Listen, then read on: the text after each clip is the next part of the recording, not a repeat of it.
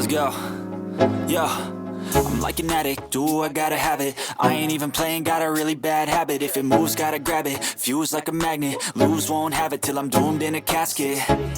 I ain't playing. In this lecture, we are going to answer the question, what is the IAPP? We will look at the IAPP's mission and then answer the question, what is a KnowledgeNet? Originally, IAPP was an acronym that stood for International Association of Privacy Professionals. In September of 2024, however, the IAPP rebranded as just IAPP. And why the IAPP rebranded, we'll see on the next slide with its updated mission. For now, know that the IAPP was founded in 2000. It is currently the largest organization for privacy professionals in the world. IAPP holds a number of excellent global conferences throughout the year, and they also offer a tremendous amount of support and guidance through various resources for their members.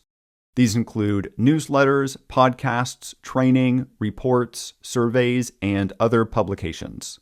Again, in September of 2024, IAPP rebranded. It is no longer the International Association of Privacy Professionals. Instead, now it's just IAPP. And with that rebrand came a broadening of its mission, which is now to define, promote, and improve the professions of privacy, AI governance, and digital responsibility globally.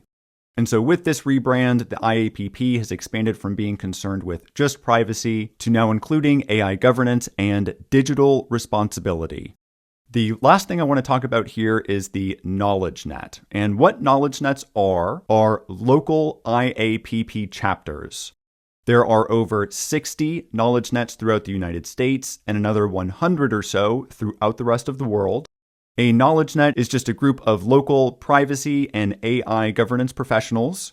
They are led by volunteer chapter chairs, and they hold regular social events and CPE events. You'll remember in the previous lecture that once you successfully pass the exam and earn the certification, you have to maintain that certification by obtaining 20 CPE credits every 2 years. There are a number of ways that you can earn CPE credits, and one way of earning them is by participating in local KnowledgeNet events. Again, these local events, they are a mix of socials for which you would not receive a CPE credit. Those are typically networking events.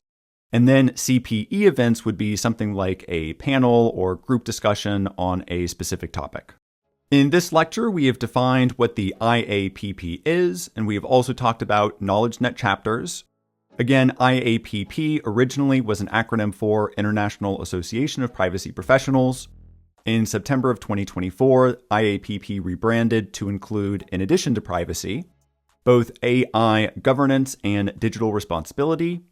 And if you haven't already, definitely do a search to see where your local KnowledgeNet chapter is. This is a great opportunity to meet local privacy professionals and earn CPE credits.